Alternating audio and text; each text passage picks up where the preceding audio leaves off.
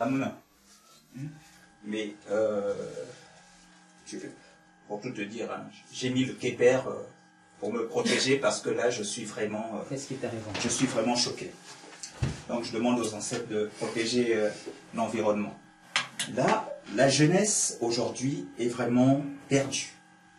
Dans quel sens? Bah, écoute, je me promenais là, tout à l'heure, je me promenais au centre-ville de notre ville. Et figure-toi que je tombe sur un jeune avec sa copine. Et ce jeune garçon se met à parler à sa copine en termes de chienne, casse-toi, chienne, etc.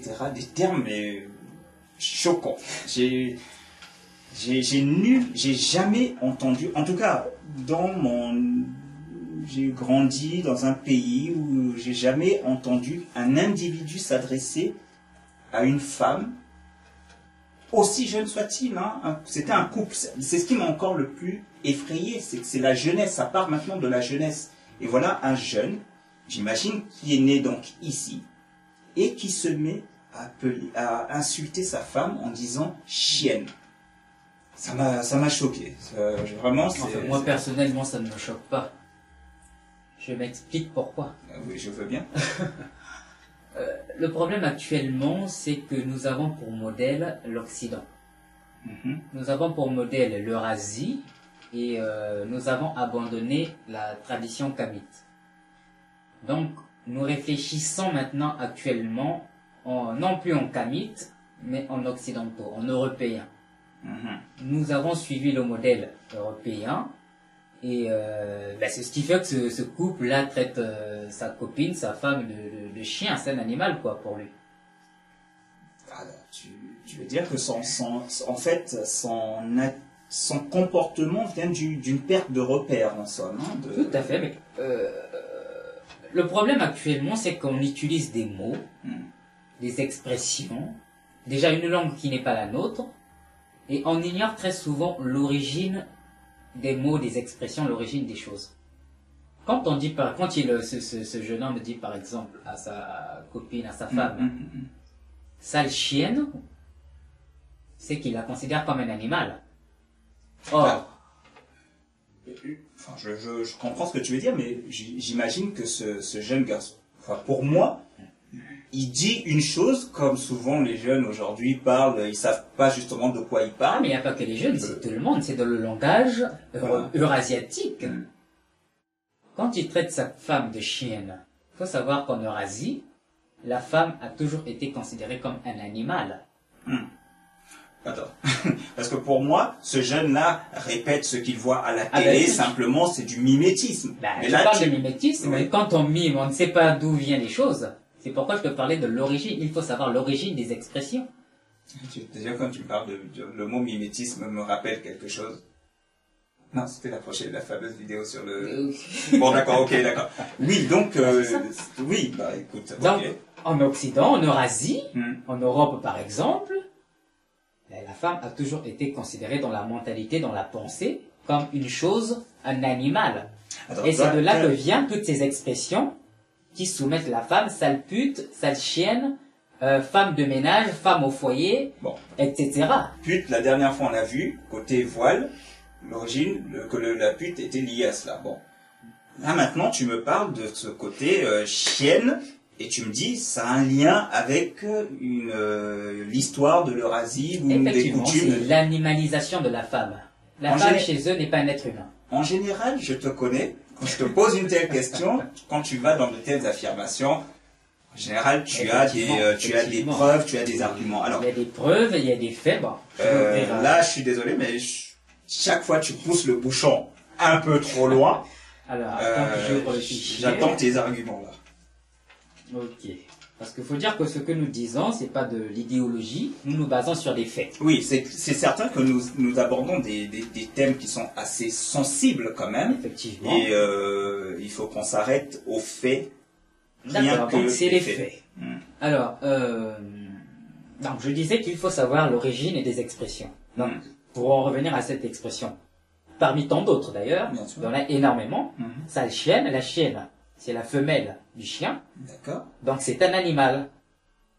Donc Oui. par là, on en vient à dire que la femme est un animal. Or, quand nous lisons la pensée des érudits eurasiatiques eux-mêmes, ils nous apprennent effectivement que la femme a toujours été traitée comme un animal. Les origines à nos jours. Alors, je vais donner des faits, des exemples. Tu parles des érudits, et moi, à l'école, excuse-moi, mais j'ai jamais entendu de tels propos. En même temps, je vois pas pourquoi à l'école on apprendrait de telles choses. Hein. Ah ben, le problème c'est qu'à l'école on n'apprend pas tout, et on sélectionne, on formate, mais on ne dit pas ce qui se passe réellement dans la société. D'accord. Alors, des faits donc, et c'est des citations. Donc là, je vais citer Françoise Bouchard, dans son ouvrage L'Excision, à la page 18 à 23. Que nous apprend-elle? Là, je cite, donc des faits. Les hommes du XVIIIe siècle, en Europe, insistent sur la particularité sexuelle des femmes bushimanes. Et là, elle parle même de nous. Encore plus évidente chez les Hottentotes. Elle présente une hypertrophie des fesses et de la vulve, d'où l'appellation de tablier pour désigner ce sexe trop développé qui les rapproche, disent les observateurs du XIXe siècle, des grands singes, babouins ou orang-outans. Attends, je recadre. Les femmes bushman, khoikhoi, ou de toute façon, donc c'est en Namibie. Effectivement. En fait, là, ils parlent de la fameuse, comment ils l'appellent la Vénus Hottentote. La fameuse, celle qu'ils appellent eux Vénus Hottentote dans leur vocabulaire barbare. Je rappelle avec beaucoup de... Ça me fait plaisir, l'Afrique du Sud a récupéré les restes de la Vénus, donc qui étaient ici gardés dans les musées. Oui, et donc c'est de ces femmes-là, donc avec... Là, ils parlent de nous, donc ce sont des prétendus scientifiques, eurasiatiques, les Européens notamment. Quand ils ont pris en otage cette femme tamite, ils l'ont étudiée, ils l'ont détaillée ou autre. D'ailleurs, ils ont un terme pour désigner ces femmes avec cette cambrure. Ils disent que c'est des femmes forme calipiche ou un truc comme ça. Ça, c'est leur problème. Donc ici, ils la traitent de grands singes, de babouins ou orang-outans. D'accord. Donc les femmes tamites sont pour eux des animaux. Des animaux. Ça, c'est quand ils parlent de nous. Alors, la suite de la citation. Chez la femme sauvage indienne, là ils parlent donc des Indiens, ce n'est pas la vulve qui dépasse de façon inesthétique et répugnante, ce sont les seins, qui sont pendants comme des poches de cuir et les mamelons allongés comme des trayons de vache.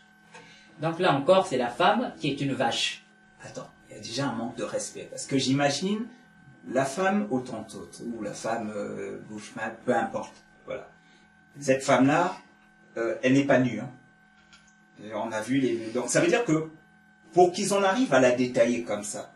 Ah mais ils l'ont exposé, tout le monde connaît cette histoire. Non, mais ils l'ont déshabillé, exposé. Donc déjà, il y a atteinte à la pudeur, atteinte à l'intégrité, à la dignité d'une personne. Bon. Donc là, on voit encore que là, au niveau des femmes indiennes, il la traite de vache. Ça rejoint la chienne dont tu parlais tout à l'heure. Enfin, donc oui, je parlais de... Pas moi, hein, mais... Non, bien sûr, on se comprend. Donc, on peut croire qu'ils n'ont ce vocabulaire qu'avec les Tamites ou les Indiens.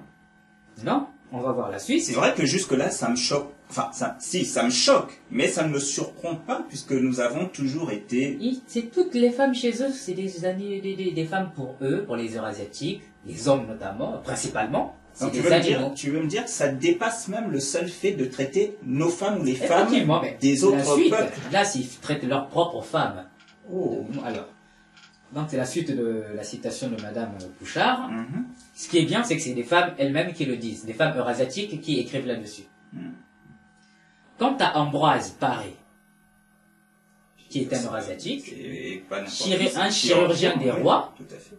Il reprend la même comparaison en exprimant sa crainte que les nymphes trop développées sont alors pareilles à la creste d'un coq d'Inde. Donc là, une femme qui a les nymphes de la femme, il la compare à une crête d'un coq. Donc là, à nouveau, nous voyons que la femme chez eux est un animal. Allons plus loin dans les citations, puisqu'il faut illustrer.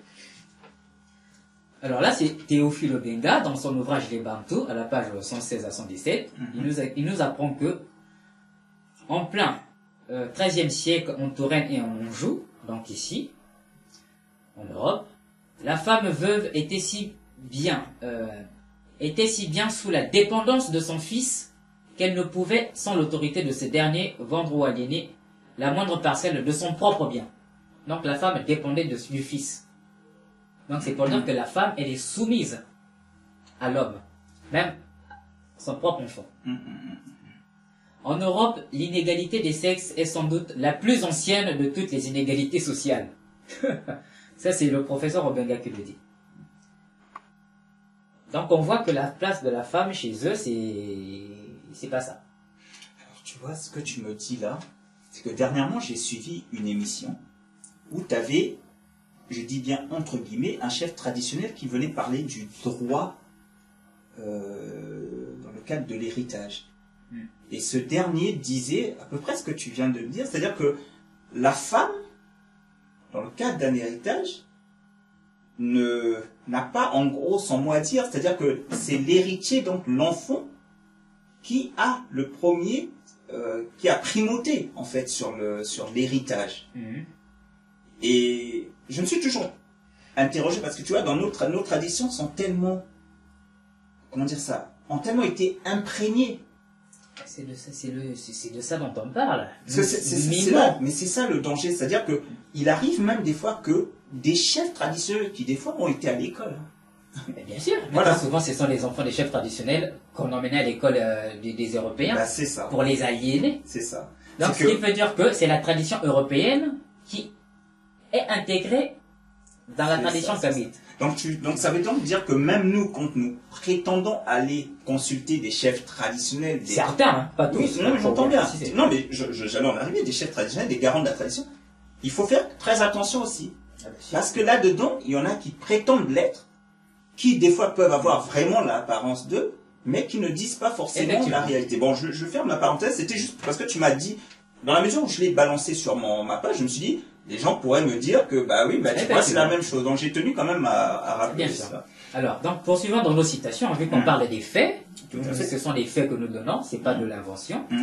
Alors, un autre auteur, Niebourg, dans son ouvrage Description de l'Arabie, à la page 55, nous apprend que, vu qu'on a dit que la femme est un animal, dans la pensée eurasiatique, tout à fait, ben, l'animal, on la bat comme on veut. Alors, cet auteur nous apprend que chez les Arabes, le père, le frère ou quelque autre parent pouvait lui, donc là, la femme, pouvait lui ôter la vie impunément. Et ça, on le voit encore de nos jours, hein, où les femmes sont brûlées, lapidées dans l'islam, par exemple. Donc ça, c'est chez les Arabes. Pour revenir en Europe, encore une autre citation. Il y en a énormément des citations. J'imagine. Cette tendance aux excès de toutes sortes, donc là on parle des femmes, cette tendance aux excès de toutes formes et le manque de contrôle des femmes, là il parle de leurs propres femmes, des femmes européennes, qui sont des lieux communs dans la littérature grecque, s'expliquent peut-être par le fait qu'elles sont, selon cette même tradition, donc la tradition européenne, naturellement privées de raison. Donc chez eux la femme n'a pas de raison. Vu que c'est un animal, l'animal n'a pas de raison. Jusque-là, ok. Pierre Brûlé fait remarquer que l'iambe des femmes de Sémonide, c'est encore des auteurs eurasiatiques, qui rapprochent les femmes des animaux. Donc ça confirme ce que nous disions jusque-là. Qui rapprochent les femmes des animaux, renforce la définition plus large voulant que les femmes soient dénuées d'âme, d'esprit, et échappe en quelque sorte au genre humain. Donc la femme n'a pas de raison, n'a pas d'âme, n'a pas d'esprit, et elle n'est pas animale. Donc elle n'est pas considérée comme... C'est une chose, un animal. Aristote, Aristote que tous nos érudits citent, voilà. Aristote positionne lui aussi les deux genres, différemment par rapport aux animaux. La femme apparaît comme étant la femelle des femelles. Donc pour Aristote, la femme est une femelle. Et l'homme comme un humain détaché du monde animal. L'homme est un humain et la femme est donc la femelle des femelles. Alors, excuse-moi, là tu es en train de me citer. Alors, Aristote. Ça, c'est Aristote qui le dit. Donc, c'est l'Antiquité, hein, c'est-à-dire que le christianisme n'est pas encore là. Si, le christianisme est là. Non, mais est-ce que tu parles de l'Antiquité? Ah, déjà Aristote. Oui. Non, parce que si je me fie non, mais si je me fie à la Bible, quand on dit que elle est tirée de la. On aura l'occasion de reparler du point de vue théologique. On refera une autre émission là-dessus, si tu veux bien, mais là on se contente du point de vue humain, social, enfin, des faits. Maintenant, quand ils vont écrire leur Bible et autres, ce ne sera que des choses, déjà concrètement, dans le monde humain qu'ils pratiquent, qu'ils vont intégrer dans la Bible. Non, mais oui, voilà, c'était le côté où on enlève à la femme son caractère humain alors que je voulais juste me rappeler ce caractère. On dit, c'est curieux, pourquoi ils ne vont pas la considérer comme appartenant au règne humain si elle est tirée de la cote d'un humain. Bon, voilà, c'est juste cette petite incohérences. Bon, voilà, enfin, bref, ça c'est leur problème. Donc, poursuite de la citation. Et tandis que dans la reproduction, le mâle fournit la forme et le principe du mouvement. La femelle, donc elle fournit le corps et la matière. Ça, c'est Aristote qui le dit dans son ouvrage de la génération des animaux. Les références, c'est L20, 729 AB. On comprend mieux comment le principe de l'âme soit la seule chose, selon Aristote, qui manque à la femelle. Ça, c'est Aristote qui le dit. Cette conception, comme celle de Sémonide, encore un autre auteur eurasiatique, rejoint à quelques détails près celle du mythe de Pandore élaboré par Hésiode, selon lequel la femme originelle fut complètement fabriquée, modelée par les dieux et introduite de façon artificielle dans le monde des hommes. On retrouve là ce que tu viens de dire sur la femme tirée de la côte de l'homme. C'est ça. Et de cette première femme est sortie la race, l'engeance maudite des femmes, terrible fléau installé au milieu des hommes mortels. Ça, c'est Hésiode, dans son ouvrage Théogonie, 591 à 593. Au féminin, donc, le côté animal et instinctif, au masculin, la raison et l'humanité. Donc ça, c'est encore une femme qui écrit ce texte-là, que je viens de lire. Elle s'appelle Geneviève Proux. Le titre de son travail, c'est « Femme et féminin chez les historiens grecs anciens ». 5e siècle avant Jésus-Christ au 2e siècle après Jésus-Christ. Page 213 à 219. Janvier 2008. Université Québec à Montréal. Donc là, c'est encore des femmes qui parlent. Donc ici encore, on voit que la femme est un animal dans la pensée eurasiatique. En tout cas, jusque-là, à aucun moment on me présente la femme comme... voilà. Donc nous comprenons mieux l'origine des expressions comme chienne, sale pute. Donc ça veut donc dire, une fois de plus, qu'il y a aujourd'hui, alors je parle de nous, puisque parlons de nous, nos enfants, puisque c'est un jeune que j'ai vu dans la rue. Donc c'est-à-dire que c'est ça. Il emploie une expression, croyant maîtriser une langue, effectivement, alors qu'il ne maîtrise même pas l'origine des sens. C'est ça. Parce qu'une langue a également une histoire. Dans une langue, il y a des pièges, il y a le vocabulaire, et ce vocabulaire est né de quelque chose. Donc aujourd'hui, quand on utilise certains... La dernière fois, on parlait de Bacchus, quand on a réalisé le document sur l'homosexualité. Mais d'ailleurs, tu m'as dit que Bacchus venait de Bachelor. Le Bachelor venait plutôt de le mot Bachelor. Le mot Bachelor est tiré justement de Bacchus. Or, on a vu que Bacchus, c'est le dieu de l'homosexualité.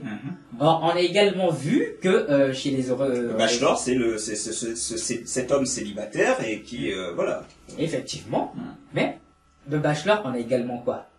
Le bac, bachelier. Donc, quand nos enfants disent « j'ai eu le bac, papa, j'ai eu le bac, maman », au fond, il veut dire que Bacchus, le dieu de l'homosexualité, a validé son homosexualité.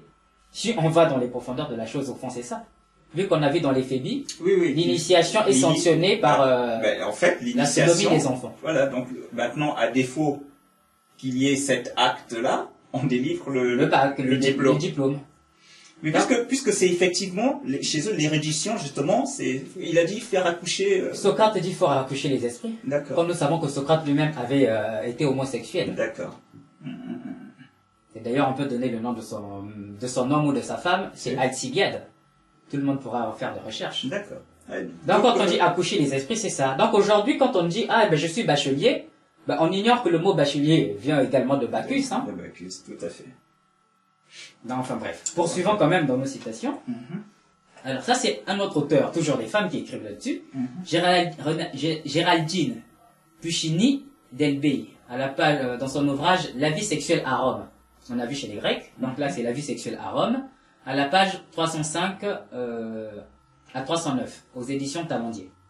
Elle nous dit que, dans l'Épode 8, Horace se montre sans désir dans les bras d'une vieille femme laide, à la dent noire, à l'orifice béant, entre des fesses décharnées, comme celui d'une vache en rut.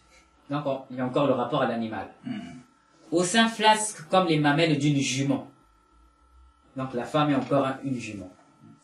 Il n'est pas étonnant que son facimus soit languissant. Martial ne voit dans le corps féminin vieilli qu'un cadavre immonde. Il est sans pitié pour Vétursila, qui n'a plus que 3 cheveux et 4 dents, des seins semblables à des toiles d'araignée, le croupillon d'une canne maigre, et qui exalte l'odeur du bouc. Fin de citation. Donc à nouveau, on voit que la femme, c'est un animal. C'est clair. Ouais. D'où l'expression chienne, non, bouc, cochonne. Là, tu vois, d'habitude, je commente énormément. Là, je suis un peu à la renverse. Mais des fois, je vois même des couples, enfin, se titiller amicalement, hein, sans, voilà. Il dit, ouais, mais ma cochonne. Mais c'est vrai ce que tu dis là. C'est vrai qu'il y a dans le vocabulaire des petits mots comme ça, mais qui sont toujours, c'est ça. Et j'ai rarement vu. C'est vrai que peut-être que les femmes en réaction vont aussi donner, mais tu vois que le point de départ, c'est l'homme qui va appeler ma biche, ma chienne, ma vache, ma cochonne. Donc c'est ça, voilà l'origine des choses. Mais on ne sait pas que quand on dit ça, c'est parce qu'il y a une origine. Et dans cette origine, c'est que dans la pensée eurasiatique, des origines à nos jours, la femme a toujours été considérée comme un animal. Là, on l'a vu. Mais attends, il y a quelque chose qui me choque quand même. Si il la considère comme un animal, c'est quand même leur mère. C'est quand même la femme. Et donc ça veut dire que... Dans leur pensée, Platon notamment le dit, je pense pas avoir les références là, mais je les ai de toutes les manières. Platon soutient que la femme, enfin de toutes les manières dans leur pensée à eux, hein, il n'y a pas que Platon. Mais Platon par exemple, il soutient que la femme n'est là que pour jouer un rôle de reproduction. Elle est là pour permettre à de nouveaux hommes de venir sur Terre. D'accord.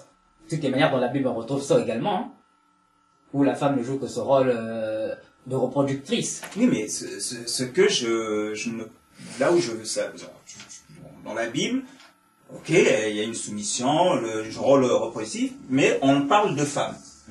Là, on est en train de parler d'animal. Et là où je n'arrive pas à comprendre, c'est que je me dis... C'est qu'ils aient des rapports sexuels avec des animaux. Ah, mais du coup, c'est ce qui me...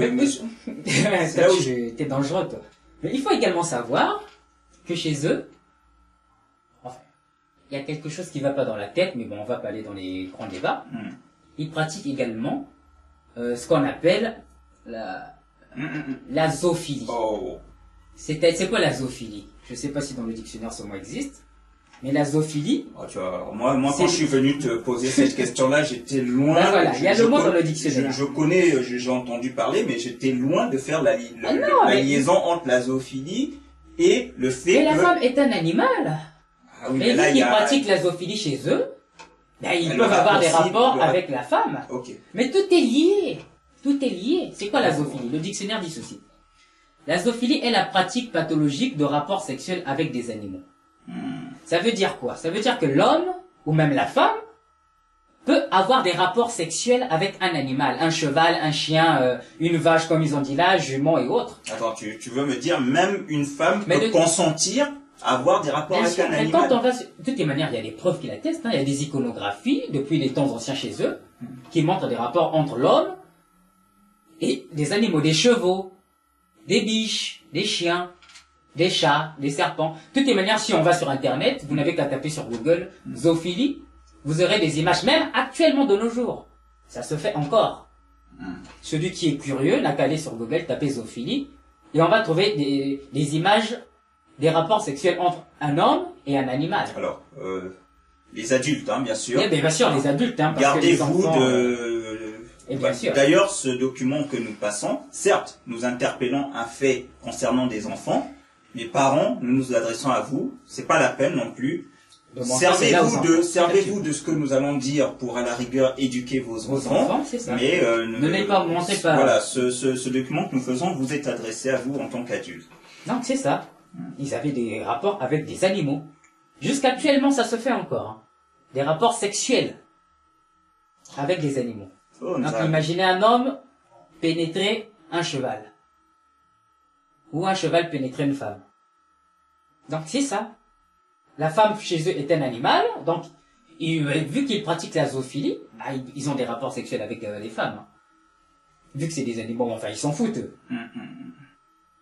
Mais poursuivons encore plus loin, je sens que tu es choqué. Mais non, mais c'est pour dire qu'actuellement nous avons quand nous empruntons des choses aux gens, nous ne savons même pas ce que nous prenons. On dit aujourd'hui que le modèle c'est l'Occident et tout le monde veut devenir européen. Tous les kamites aujourd'hui veulent devenir européens. On veut faire tout comme les Européens, mais on ne sait même pas, on ne comprend même pas la société européenne ou eurasiatique en général. C'est-à-dire que, bon, je pense que, oui, il y a des, je crois que des aspects positifs dans une culture, dans toute culture, mais c'est le tri, j'ai envie de dire. Il faut savoir distinguer ce qui est positif de ce qui est négatif. Mais pour cela, il faut déjà faire des recherches. Ben voilà, c'est ça. Mais nous, on prend pour le plaisir de prendre. On a fait mimétisme. Ben voilà. Aujourd'hui, qu'est-ce qui se passe sur le continent? Ben nous aussi, on soumet la femme comme on l'a vu là. Je suis entièrement d'accord avec toi. Je suis entièrement d'accord avec toi. Alors, poursuivons dans nos citations, et tu vas être encore plus choqué quand tu découvriras autre chose. Alors ça, c'est un autre auteur, Bernard Sergent. Dans son ouvrage « Les Indo-Européens, Histoire, langue et mythe » à la page 231, aux éditions Payot et Rivage, 1995. Que nous apprend cet auteur? Il nous apprend que, je cite, hein, donc nous nous basons toujours sur les faits. Toujours sur les faits. Alors, que dit cet auteur? Chez les Indo-Européens, la femme menstruée, donc qui a ses règles, sa menstruation, la femme menstruée est impure. C'est l'être le plus impur après le cadavre. Donc la femme est un être impur. Quand elle a sa menstruation, elle est plus impure que après le cadavre, c'est elle, quoi. Donc, à ce même sujet, dans le Coran, que nous apprend le Coran. Donc, le Coran, sourate 2, Al-Baqarah, la vache, verset 222. À la page 27, donc, traduction de Muhammad Hamidullah. Donc, le Coran nous apprend que, alors, où commence la citation? Et il t'interroge sur la menstruation des femmes. Dit, donc là je crois que c'est le prophète qui parle, hein, c'est un mal. Éloignez-vous donc des femmes pendant les menstrues, et ne les approchez que quand elles sont pures. Donc là nous avons le même lien avec le premier auteur qui considère la femme comme un cadavre quand elle a sa menstruation. Et c'est l'immaturité que l'on prête à la femme. Je veux dire, une femme qui est assez menstruée. Mais est-ce que l'homme a besoin de lui dire? Je connais nos mères, nos femmes à Kamit, qui ont cette notion de propreté, d'estime de soi. Mais c'est même la femme qui ne te donne même pas l'occasion de l'approcher dans un moment pareil. Il n'y a même pas besoin de légiférer pour dire n'approchez pas. Malheureusement, c'est quelque chose de naturel. Malheureusement actuellement, mais vu que nous reprenons la coutume des autres, la tradition des autres, mais nous nous comportons comme ça avec nos propres mères, avec nos propres femmes, avec nos propres enfants, nos filles. Ça, ce sont les Indo-Européens, chez eux-mêmes, qui font ces choses, qui disent ça pour eux-mêmes. En tout cas, nous, hein, moi je m'exclus, je pense que tu t'exclus là parce que j'ai trop de respect pour ma femme, non, je m'exclus, en tout cas moi je ne m'inscris pas là-dedans. Aucun tamite ne le devrait. Ok. Parce que c'est pas dans la tradition kamite, ce genre de pensée. Non. Mais je vais encore te choquer, Alors, notre auteur, il a dit quoi? Il a dit que donc la femme, c'est l'être le plus impur après le cadavre.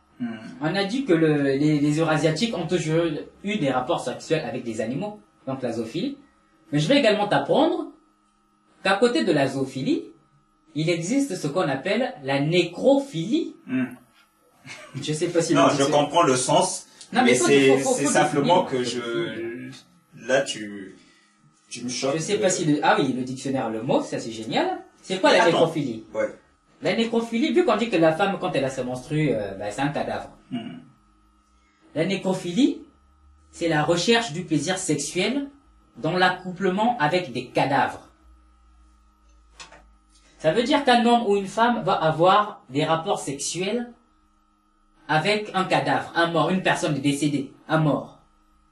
La nécrophilie. Mais d'ailleurs, j'ai un auteur qui en parle, je vais lire, donc nous nous basons toujours sur des faits, et sur des auteurs eurasiatiques qui décrivent leur propre société.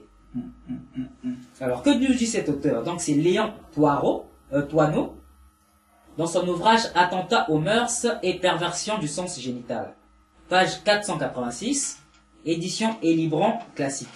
Donc là, ce sont leurs propres auteurs qui le disent. Que nous dit cet auteur? Donc, il nous décrit, je crois que c'est un patient qu'il avait, donc il nous décrit, le sergent Bertrand, comme les pervertis du sens génital, était donc un dégénéré dont le stigmate dominant était cette singulière anomalie. Et si les observations de nécrophilie dont nous disposions étaient moins lacunaires, nous aurions sans doute aucune difficulté à faire la même démonstration pour un certain nombre d'entre elles. Donc là, il nous parle bien de nécrophilie. Et le fameux sergent qu'il reçoit, c'est un patient à lui, nécrophile. Donc, qui a des rapports sexuels avec des morts. Ainsi donc, nous pouvons, je crois, établir dans la nécrophilie deux catégories distinctes. La nécrophilie vis et la nécrophilie morbide. Donc, il y a deux catégories enfin, ce médecin eurasiatique distingue deux catégories de nécrophilie. Alors, c'est là où effectivement tu parles de choses. Bon, nécrophilie morbide. On va entendre, là, ça fait partie des, peut-être, je sais pas, un côté peut-être, des cas marginaux, donc qui sont des... Enfin, peu importe, on va pas interpréter, mais... Oui, voilà, mais... De toute manière, la nécrophilie en soi, elle est morbide. Non, mais c'est que là, à un moment donné, tu me parles de... Tu parles de vice. Parce que là, quand on est dans le vice, c'est-à-dire c'est quelque chose qui peut se pratiquer, mais... Bon, enfin bref. Bref, c'est ça. Donc, il distingue deux sortes de nécrophilie de toute manière. Et il dit que la morbide, donc la dernière, celle-ci, perversion de dégénérer. Mais cette nécrophilie morbide mérite-t-elle de faire classe à part comme l'inversion, le fétichisme, le sadisme, etc. Je ne crois pas. Fin de citation. Donc, nous nous rendons bien compte que non seulement ils ont des rapports sexuels avec des animaux, la zoophilie, mais également avec des morts, la nécrophilie.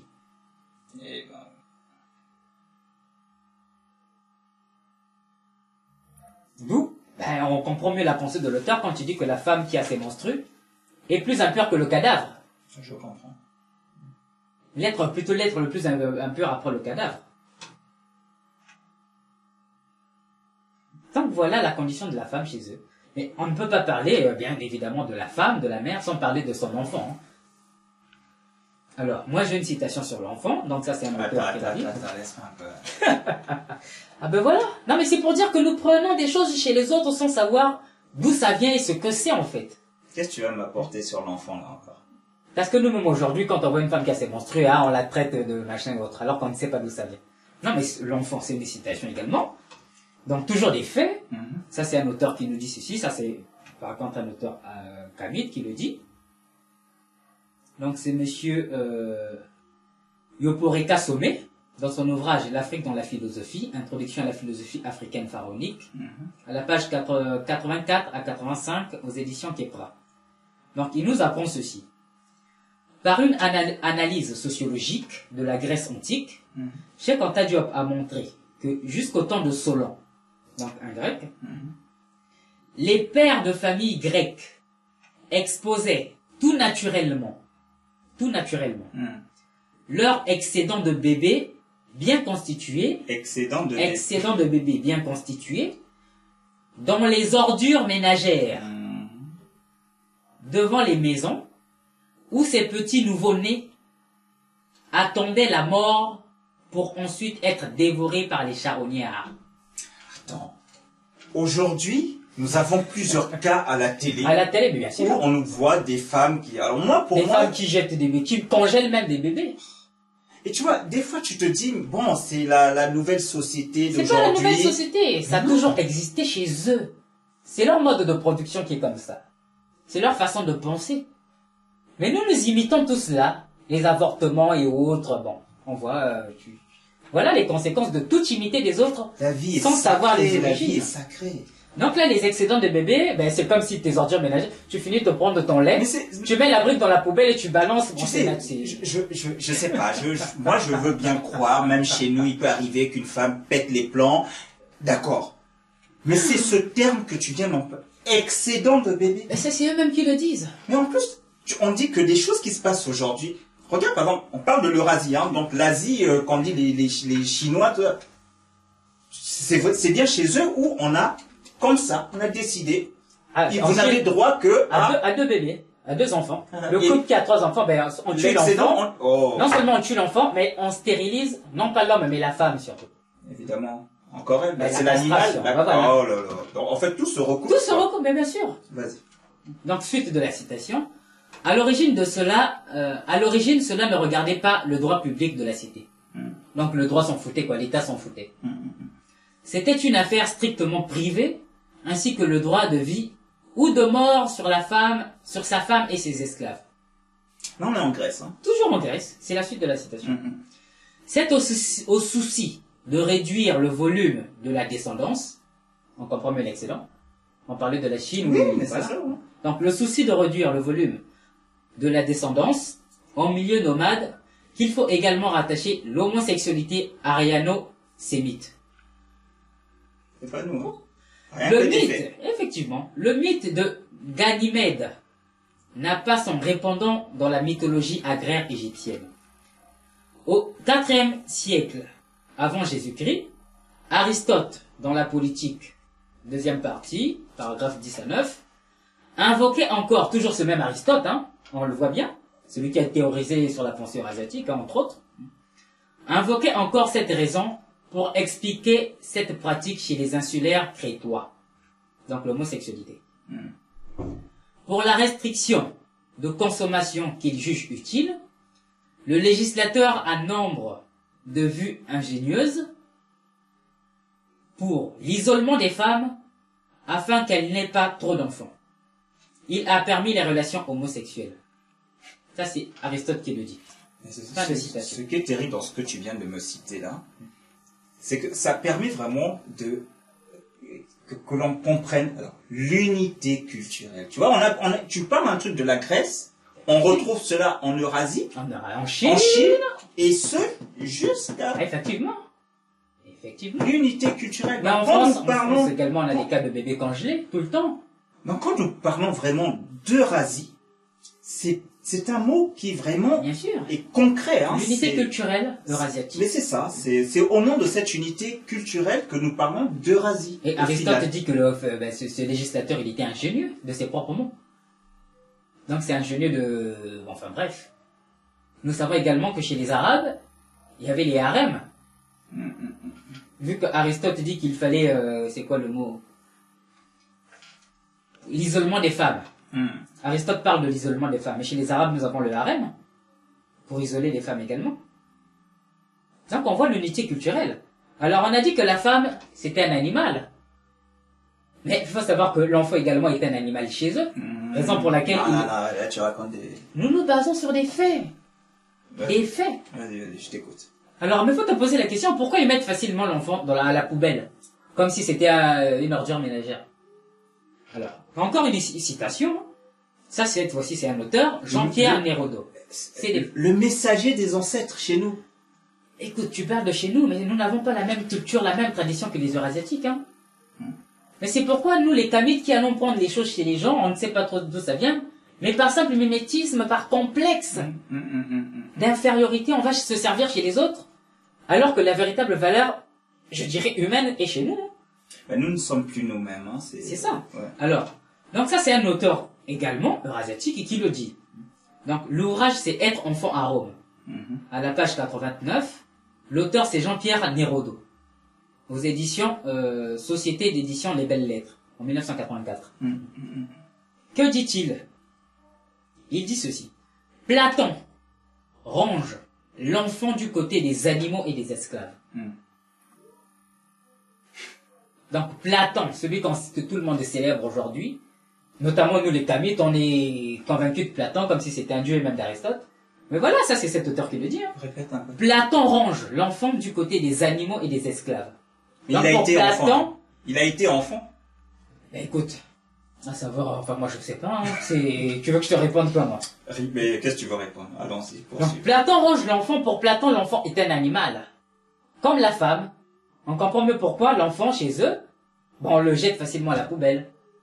On le donne à manger au charognard, au chien. Tu as un chien, le chien a faim, bah tu assassines ton enfant et puis le chien mange quoi.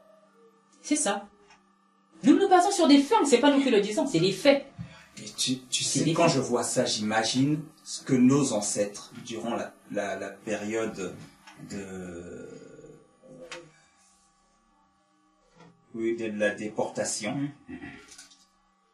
mais j'imagine les tortures qu'ils ont dû subir. C'était des camps de concentration. C'est-à-dire que quand tu vois déjà l'univers, c'est-à-dire parce que ça, tout ce que tu es en train de décrire de l'Antiquité, c'est un univers dont ils ont hérité. Donc j'imagine, j'ai vu il y a une image dans l'esclavage, on disait que quand un homme, par exemple, un Kamite, partait, s'enfuyait, s'il avait une femme enceinte qui était là, on l'ouvrait le ventre. Effectivement. Et tu vois, c'est la barbarie. Déjà, ils considèrent... Bon, enfin, vas-y. C'est la barbarie. Ouais.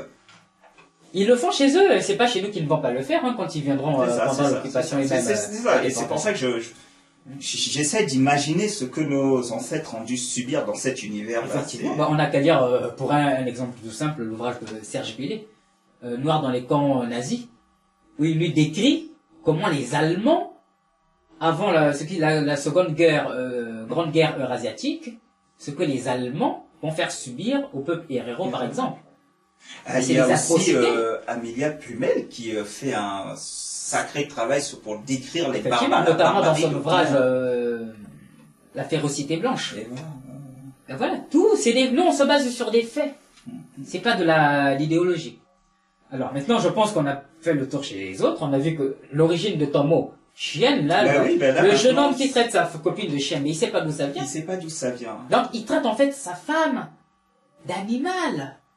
Donc si j'ai vraiment un message à passer à la jeunesse, Camille, et puis les jeunes, moi je... Il n'y a pas que les jeunes, c'est tout le monde aujourd'hui. Bon, voilà, faisons attention aux expressions, au vocabulaire. Le vocabulaire est très important. Voilà, au vocabulaire. Alors c'est d'où l'importance de connaître sa langue maternelle. Effectivement. Parce que c'est un refuge. Lorsque dans une langue autre, étrangère, tu n'arrives pas à retrouver ton paradigme, pour parler dans ma langue, je veux dire ton Kanoulou, ta vision du monde. Ta vision du monde, réfugie-toi dans ta langue maternelle. Alors, en parlant de langue maternelle, je pense qu'on a parlé de la condition de la femme en Eurasie. Je pense qu'il faut quand même qu'on expose des citations, enfin qu'on dise des choses sur la femme kamite. Vu qu'aujourd'hui nous prenons les tares des autres et puis nous les emmenons chez nous. Comment était considérée la femme kamite chez nous? Chez les autres, on a cité leurs propres auteurs. Ah oui, tu fais bien, parce que tu l'as dit, hein. Regarde, ce petit garçon qui... Voilà. Donc, il lui faut un modèle. Donc aujourd'hui, la femme kamite subit des hommes kamites en raison de l'éducation que nous avons reçue. Effectivement, l'éducation eurasiatique. Alors, ces hommes qui ont donc subi cette éducation, qui ont reçu cette éducation, ce que tu leur dis là, c'est une découverte pour eux. Donc ça veut dire qu'au stade où ils en sont là, pour eux, tout ce qu'ils font, c'est normal, c'est la norme. Donc ce que tu es en train de me dire là, c'est que tu vas donc maintenant nous repréciser la condition de la femme chez nous. Parce qu'on peut penser que, après tous, on est tous humains, c'est la même. Hein. L'homme a toujours considéré la femme comme un animal. Nous sommes tous humains, mais nous n'avons pas... Nous sommes tous humains, mais nous n'avons pas la même tradition. C'est ça. Nous n'avons pas la même culture. C'est ça. Alors, que nous apprenons? Bon, chez les autres, on a cité leurs auteurs. Chez nous, nous devons également nous baser sur nos auteurs. Nos auteurs, bien entendu. Alors, comment est donc traitée la femme dans la société kamite? Nous allons citer le professeur Cheikh Anta Diop, qui nous apprend ceci. On ne connaît pas un témoignage de la littérature ou des documents historiques égyptiens ou autres relatant un mauvais traitement systématique des femmes égyptiennes par les hommes. Donc les égyptiennes, c'est les kamites, hein, les Remetou. Elles étaient honorées et circulaient librement sans voile, contrairement à certaines femmes asiatiques. L'affection pour la mère et surtout le respect dont il fallait l'entourer était le plus sacré de devoirs. Et comment? Ça, c'est dans son ouvrage Unité culturelle de l'Afrique noire, la page 59 à 60. L'affection pour la mère et surtout le respect dont il fallait l'entourer était le plus sacré des devoirs. Alors comment dans ces conditions nous pouvons traiter la femme d'animal, de chienne ou de... Écoute, ce que tu dis là, mais moi j'ai entendu des enfants parler ainsi à leur mère. Et ce qui est terrible, c'est qu'effectivement, ce que je n'aurais jamais vu chez nous, et qui commence à descendre, parce que c'est le modèle, mais ressaisissez-vous, hein. Figure-toi que même des enfants qui naissent ici, aujourd'hui se permettent aussi d'avoir ce langage-là. Non, Africains, ressaisissez-vous, reprenez votre éducation. C'est pas possible. C'est pas possible, mais poursuivons quand même. Donc c'est un devoir de respecter la femme, la mère. Il faut respecter. De toutes les manières, chez nous, toute femme est mère, même sans enfant. Enfin bref. Ça c'est un autre article que je vais citer, c'est plutôt une interview. Donc c'est un journaliste kamite qui est allé au Congo, notamment à Sibiti, faire une interview et il a interviewé une... À Sibiti, donc c'est au Congo, dans la région de Donc il a interviewé une Mubongo, une Dénéga, enfin ce qu'on appelle aujourd'hui vulgairement dans la pensée eurasiatique pygmée.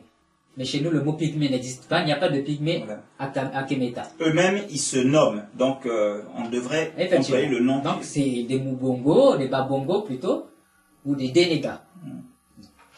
Donc ce journaliste va poser une question, là, des questions, va interviewer en fait cette femme Dénéga. Alors je relis, je lis, hein, c'est encore des faits, c'est pas nous qui inventons. Donc il pose la question. Y a-t-il des cas de viol dans votre société? Donc la femme elle s'appelle Mbaya. Madame Mbaya répond non. Les femmes de ma génération et certainement nos ancêtres n'ont jamais connu ce phénomène. Alors, autre question. Quel type de rapport existe-t-il entre la femme Mubongo et son époux? Madame Baya répond. Pour nous, la femme Mubongo est fière, car notre tradition a toujours respecté la position de la femme dans un foyer. Notre tradition a toujours respecté la position de la femme dans un foyer. Voyez, chez nous, c'est l'homme qui va habiter chez les parents de la femme qu'il épouse. Ce n'est pas comme chez vous, où la femme va vivre chez son mari. Alors quand elle dit chez vous, chez vous, ben en fait, vous les aliénés maintenant. Les aliénés, c'est ça. Ouais. Elle parle du kamite aliéné, donc ils vont prendre l'hectare des autres et qui ramènent dans la... voilà. Le sens de la famille chez nous est très vivace. Le divorce est rare, de même que les abandons conjugaux. Un Mubongo aime sa femme et ses enfants. Voilà, chez les autres, on a vu que le père, il déteste la femme, il déteste l'enfant qui sont des animaux. Donc, même cette femme-là, qu'on appelle pygmée, qui est censée être le chaînon manquant entre le singe et le machin, d'après les Eurasiatiques, c'est elle qui nous donne une leçon d'humanité. Si vous voulez avoir une idée de ce qu'ils pensent derrière le mot pygmée, regardez les synonymes du mot pygmée. Dans les dictionnaires, oui. Vous verrez. On n'a même pas envie de citer ça parce que ça nous agace tellement. Ça nous concerne. Chez nous, c'est les Babongo, les Dénégas, etc. Voilà. Les Akar. Donc, c'est encore celle qu'on dénigre dans la pensée eurasiatique, comme pygmée, comme sous-homme et autres, qui donnent des leçons d'humanité. C'est ça. La femme Mubongo est fière Et elle n'a pas dit que son mari disait que c'était un animal. Hein. Bah non. Ah ben voilà. Donc ça c'est Là, tout l'interview. à l'heure, on a entendu des femmes parler de la voilà. enfin c'est des femmes, hein. Des Tout à l'heure, femmes, tu bien citais sûr. des femmes eurasiatiques. Et là c'est une femme Et là, on a une femme kamite qui le qui dit. est en train de nous parler aussi de... C'est ça.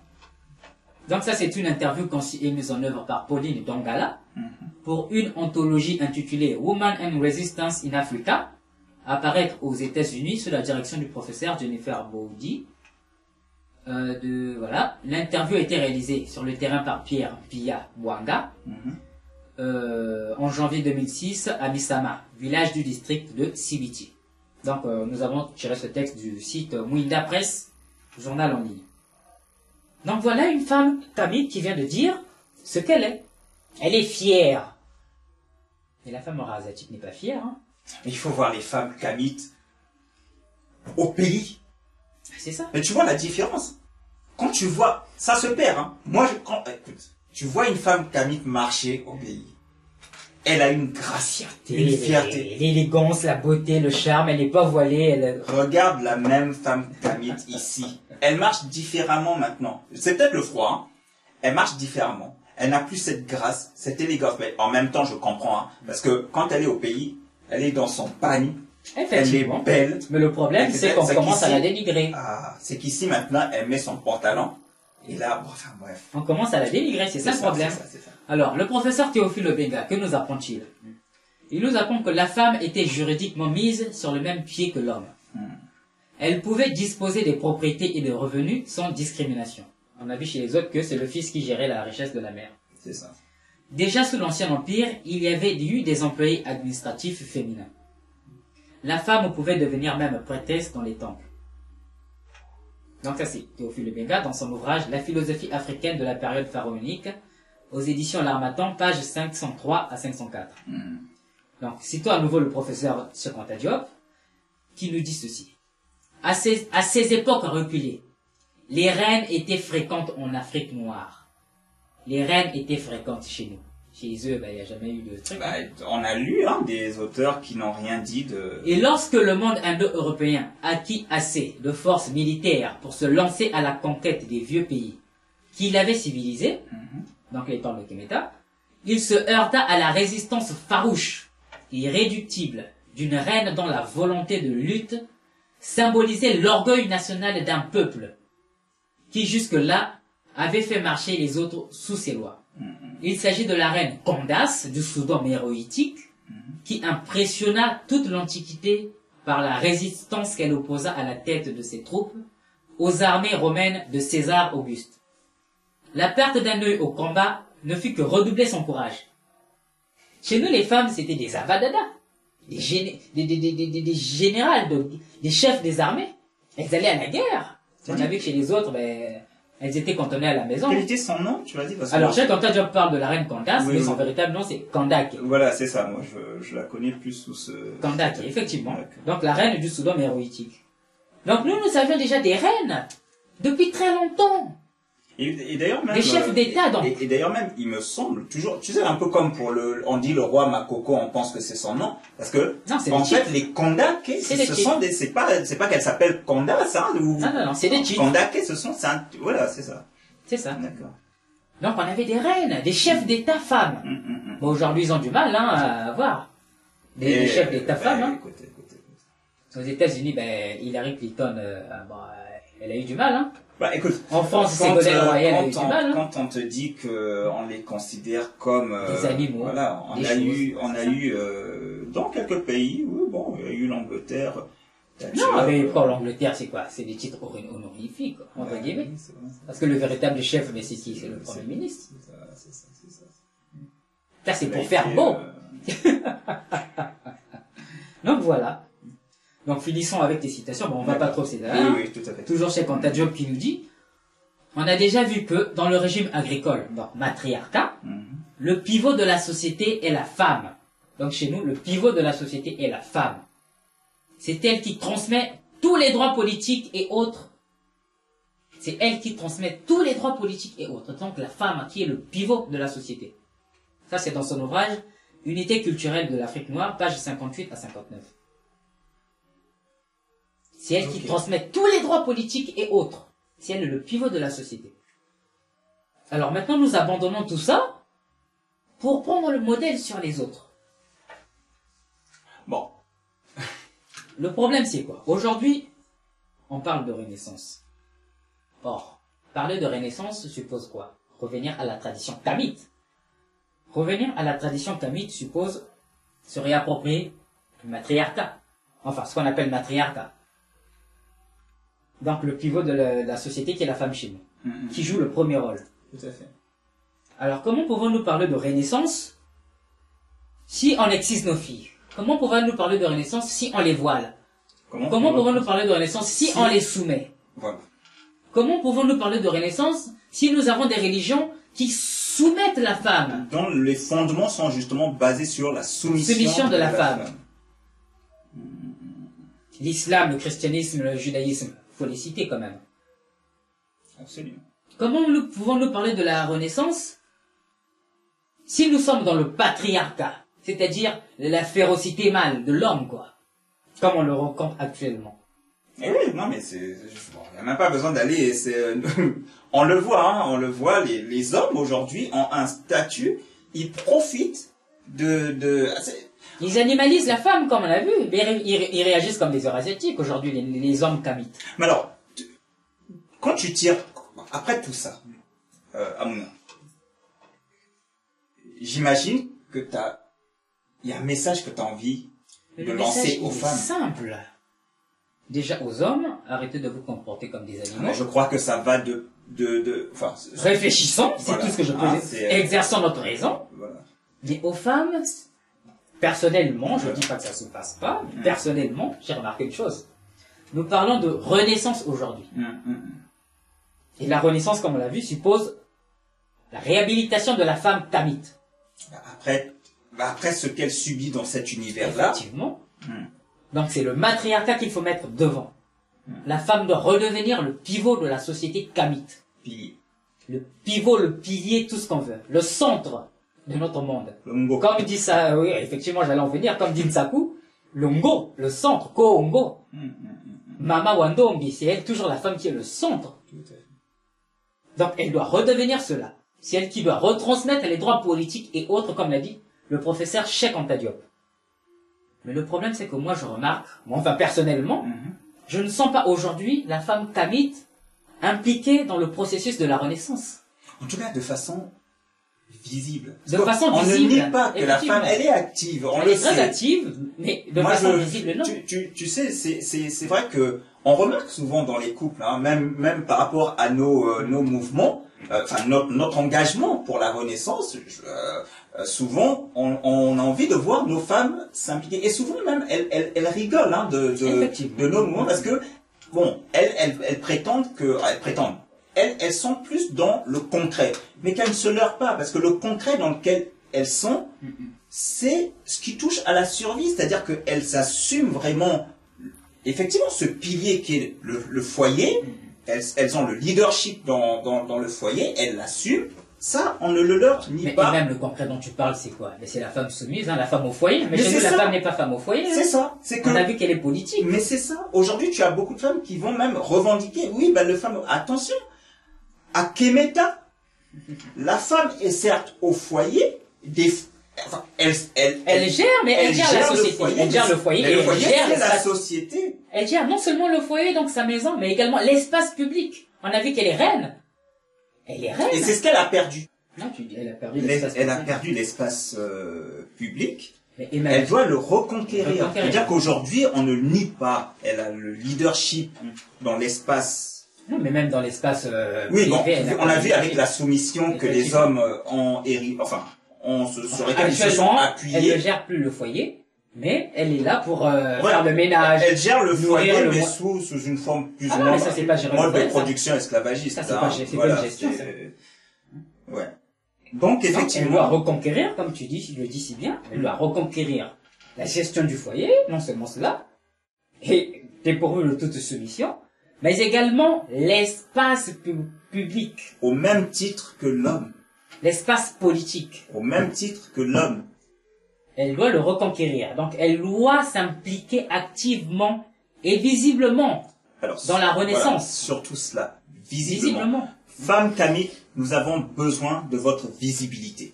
C'est elle qui nous dynamise, c'est elle qui nous motive, c'est la Absolument, mère. absolument. Un enfant sans sa mère, mais il se sent perdu. Mais C'est voilà. la mère qui nous allaite. C'est ça. Donc aujourd'hui, notre mère doit nous allaiter. Elle doit nous motiver, Nous accompagner, nous stimuler. nous stimuler. On a besoin de votre présence au Et côté des fois, de quand nous. on est trop fou dans ce qu'on fait, elle doit nous stimuler, nous apaiser. Nous apaiser, nous tempérer, nous, voilà. Donc c'est elle la norme, la mat. C'est une femme encore.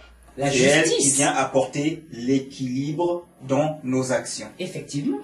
Donc nous invitons nos mères, nos sœurs, nos filles, la femme, kamite, à s'impliquer dans le mouvement de la Renaissance et à prendre les choses en main. Il n'y a qu'elle qui pourra changer les choses à Kemeta actuellement. Il n'y a qu'elle qui puisse changer les choses. On a vu que les hommes, depuis les mouvements dits d'indépendance, ben, on n'a rien fait. Hein. On n'a rien fait, mais parce qu'il n'y avait pas de femmes à nos côtés. En tout cas, les rares, Non, il y en a eu, bien sûr. Rouma, ben, c'est parce qu'elles ont eu des femmes, comme disent les Antillais, nos frères, femmes fortes. Elles ont eu des femmes fortes Voilà. derrière qui les soutenaient. Mais toute femme kamite Effectivement. doit s'impliquer parce que là, n'oubliez pas que vous voyez bien, d'après ce qu'on a décrit là, vous êtes les premières victimes.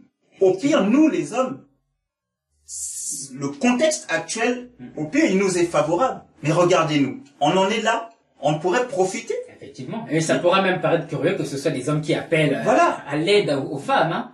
Et oui, Pour certaines personnes, ça pourra paraître curieux, mais pour mais nous, parce non. que nous connaissons la valeur. Effectivement. Nous sommes kamites, nous sommes dans notre tradition, mais nous savons Nous connaissons votre qui est la valeur. femme. Donc nous appelons notre mère à reprendre les choses en main et à parachever, à mettre un terme à la Renaissance et qu'on redevienne nous-mêmes, donc kamites. Voilà le message qui avait annoncé derrière tout ça. Voilà. Donc, femmes, nous avons besoin d'eux. C'est tout ce qu'on pouvait dire. Merci.